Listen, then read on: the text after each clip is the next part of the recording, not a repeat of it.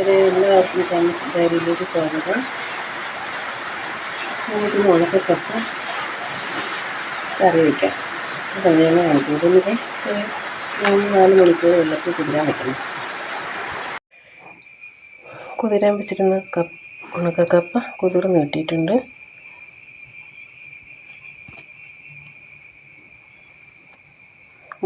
ഒടിഞ്ഞ് കിട്ടും. അതിന് നന്നായി കഴുകി വൃത്തിയാക്കി എടുക്കാം. എന്നിട്ട് അതിനൊന്ന് വേവിച്ചെടുക്കണം.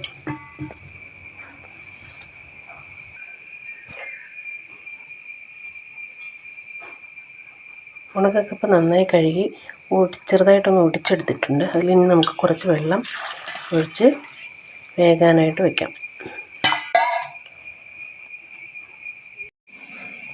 കപ്പ നമ്മൾ വേഗം അടുപ്പിലേക്ക് വെച്ചിട്ടുണ്ട്. അതിന് അടച്ചു വെച്ച് കഴിക്കാം. ഇനി അതിലേക്ക് ചേർക്കാനുള്ള അരപ്പ് നമുക്ക് തയ്യാറാക്കാം. ഇനി കപ്പയിലേക്ക് ചേർക്കാൻ ആവശ്യമായ സാധനങ്ങൾ: തേങ്ങ, ചെറിയുള്ളി, വെളുത്തുള്ളി, ജീരകം, കുറച്ച് കാന്താരി. ഇതെല്ലാം കൂടെ നമുക്ക് ഒന്ന് മിക്സിയിലിട്ട് അരച്ചെടുക്കാം. നന്നായിട്ട് അരയ്ക്കണ്ട, ജസ്റ്റ് ക്രഷ് ചെയ്തെടുക്കാം. കുറച്ച് മഞ്ഞൾപ്പൊടിയും കൂടി വേണം. പറയാൻ വിട്ടുപോയി. കുറച്ച് മഞ്ഞൾപ്പൊടിയും കൂടെ നമുക്ക് ഇതിലേക്ക് ചേർക്കാം. കപ്പ നമുക്ക് തുറന്ന് നോക്കാനായിട്ടുണ്ടെന്ന്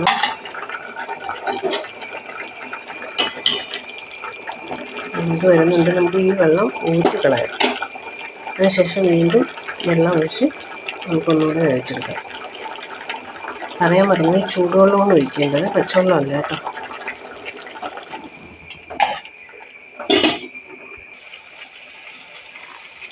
ഊറ്റി വെച്ച കപ്പയിലേക്ക് വീണ്ടും വെള്ളം ഒഴിച്ച് കൊടുക്കാം.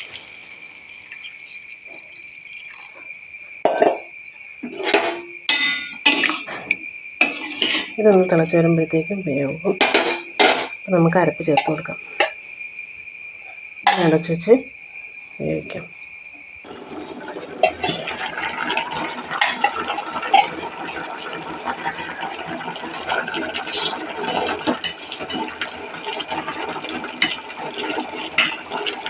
കപ്പ നന്നായി വെന്ത് കിട്ടിയിട്ടുണ്ട്. നമുക്കിതിനെ ഊറ്റിയെടുക്കാം. അരപ്പ് ചേർക്കാം. കപ്പയിൽ ചേർക്കാനായിട്ടുള്ള അരപ്പ് നമ്മൾ റെഡിയാക്കി വെച്ചിട്ടുണ്ട്. അത് നമുക്ക് അതിലേക്ക് ചേർക്കാം. കപ്പയിലേക്ക് ആവശ്യമായ ഉപ്പിട്ട് കൊടുക്കാം.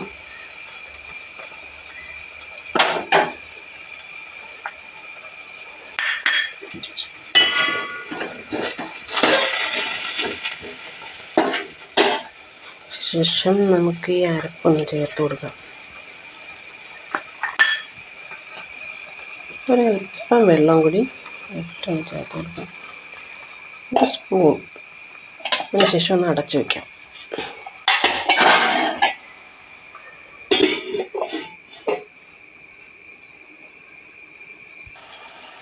നമുക്ക് ഇതിനൊന്ന് ഉടച്ചെടുക്കാം.